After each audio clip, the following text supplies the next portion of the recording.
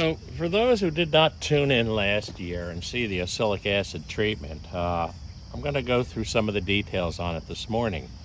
A few things that you need to do the treatment is obviously the oxalic acid itself, respirator, cups, a vaporizer, and a few other details which we'll cover right now.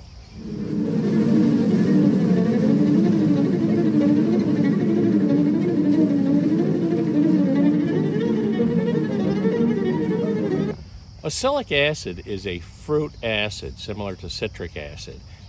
It by itself is not too toxic. I wouldn't recommend eating it, but it's a white crystal powder, and I'm going to put gloves on anyhow because, well, you know, I play bass too, and it can be a little bit of an irritant.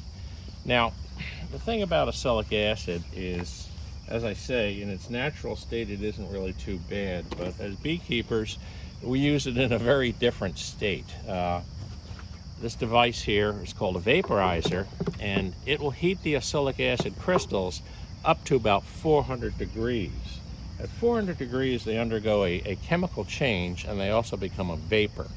And this vapor is incredibly toxic to the respiratory system of varroa mites and of humans, which is why you want a good, vapor rated respirator when you put it on, and safety goggles in case it kicks back a little bit. The bees use a different system of breathing. They breathe through their abdominal segments, so the oxalic acid really doesn't affect them too much. However, the varroa mites have a trachea system that's similar to a human trachea system, and basically it gets in there and irritates it so much that it kills the mite. So what we want to do is we want to avoid irritating our own system enough to kill us or at least leave us in really bad shape. The whiteboards become very important. So what you want to do before you do an oxalic acid treatment is you want to actually, clean up your whiteboards as much as possible. It'll be easier to find the mites, the dead mites, when they drop if the whiteboard is clean as compared to covered with dust. So 5 of the hives back there have the holes drilled in them for this. 2 don't, and I'm going to start there. I'm going to go back and basically go through a little bit on drilling the holes. So on your bottommost hive body, you want to pick a location that's about in the middle of it, and you want to come as close to the center of it, hopefully between 2 frames, and drill a small hole. The size of the hole will depend on your vaporizer. Most of them are a little bit less than 1/4 of an inch. Just line up a drill bit with the injection hole on your vaporizer, and you'll find the right size. The injection vaporizers are really the only way to go if you have more than 1 or 2 hives. The little pan type, just they're a pain in the butt and take forever. Basically, I'll show you the brand that I'm using. It's not a paid endorsement or anything, but there's a few of them out there, and they're just a lot faster and easier to use, as you'll see. So we're gonna go right about in the middle, pretty darn close to the bottom, and we're just gonna drill that hole. So because of its clumpy nature, I have a little pan here. If you're gonna use a good pan, make sure you clean it when you're done, because this stuff is rather corrosive. I have 1 glove on because, as I say, I don't want to get it on my fingers. The vaporizer that I'm using is from laurelbees.com, and honestly, a lot of these things go between $200 and $400. Theirs is the more reasonably priced one, and I swear by the injection type vaporizers. They're just so much easier to use. If you got more than 1 or 2 hives, invest in one of these. It'll make your life a lot easier. There's a few versions. There's actually even a battery powered version. I have the AC powered version because I have power back in the park, and you could always bring a small generator or an inverter and run it off of that. The battery ones are great. I just don't like the idea of replacing batteries at some point. You can see by this spoon just how corrosive this stuff is. This was a nice little stainless steel spoon.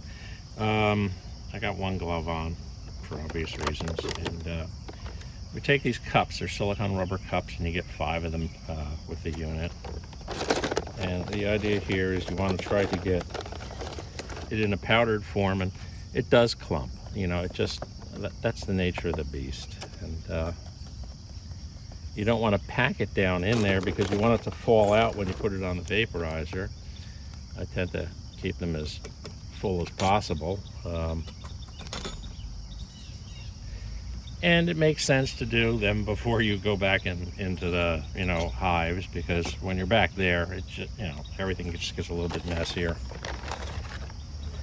But we'll go through and we'll pre-fill these 5 cups and head back to the park with the respirator on, and I'll run you through a couple of them.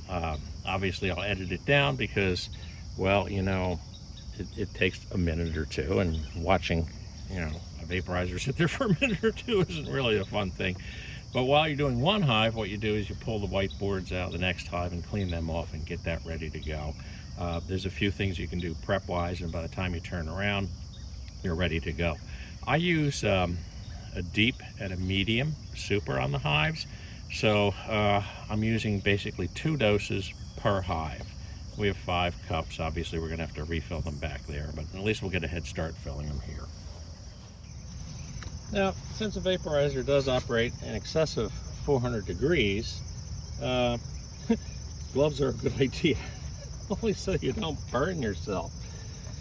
We preheat the vaporizer, and right now this guy is up to about 409 degrees. And first thing we'll do is put a cleaned out bottom board on here.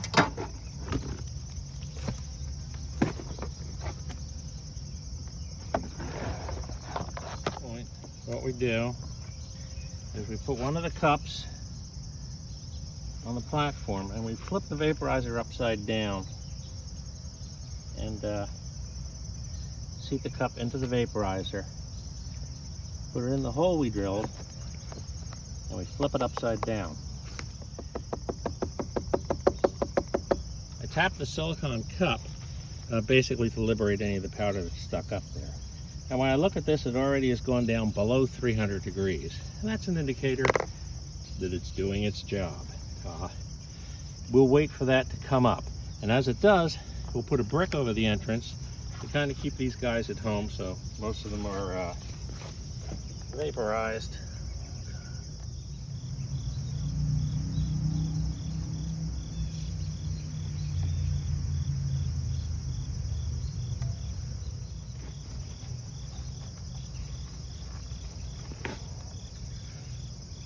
You can see this guy, it's up to 435.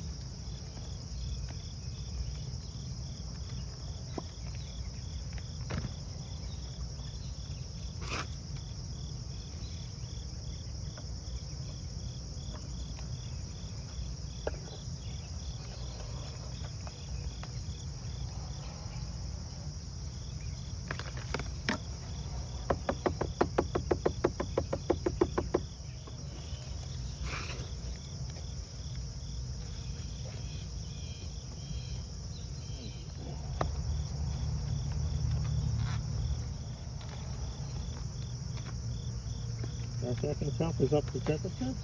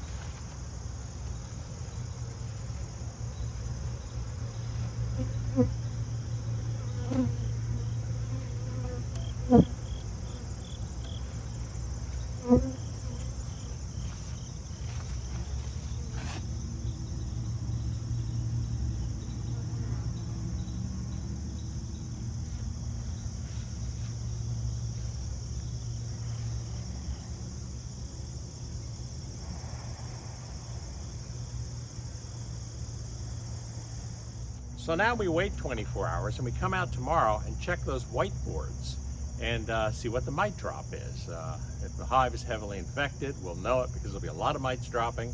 If there are only a few, well, that would be a miracle. In any case, the oxalic acid can get to all the mites except the ones that have trapped themselves inside cells. They normally will go into a cell, attach themselves to a larva before it's capped. And once the cell is capped, the oxalic acid vapor can't reach them. So you have to do the treatment multiple times, either 4 or 5 times. Normally I do it 5 times, about a week or so spaced. And the idea is you want to get all the way through a brood cycle. One of the reasons I wait till October to do the oxalic acid treatment is the queen has naturally dropped off on her laying, so there's a lot more open cells and a lot less capped cells. So we'll find out tomorrow how this went, or how bad the hives are, and that'll probably be tied onto this video as well. So it's been about 24 hours, and we're going to go right down the hives and see what we got.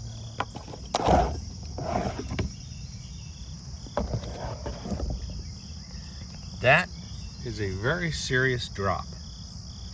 So hive number 1 had a bit of a mite issue.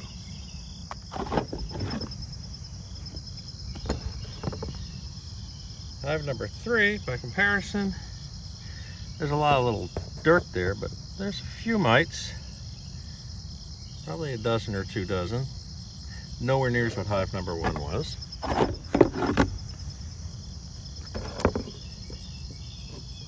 Hive number 4, about the same as hive number 3. Kind of what I just suspect, maybe 20 or 30.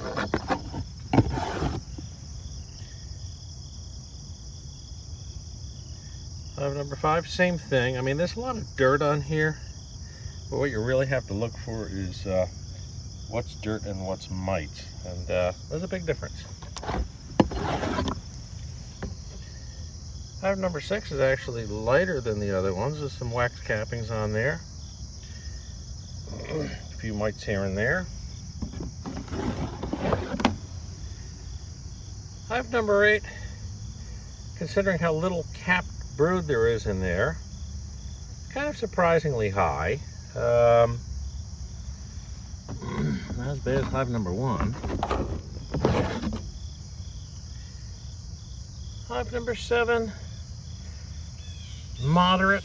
Not as bad as hive number 1, but okay. So hive number 1 really had a mite problem. The others looked about average, and hive number 7 was kind of moderate. I'm sorry, hive number 8. Hive number 9, I don't know. I mean, considering that there's no capped brood in there, that was kind of surprising. But what will happen here is we'll come back in about a week. I wonder why it's overexposing, so it's too much sunlight, I guess. It's morning. We'll come back in about a week and redo the treatment and take another count.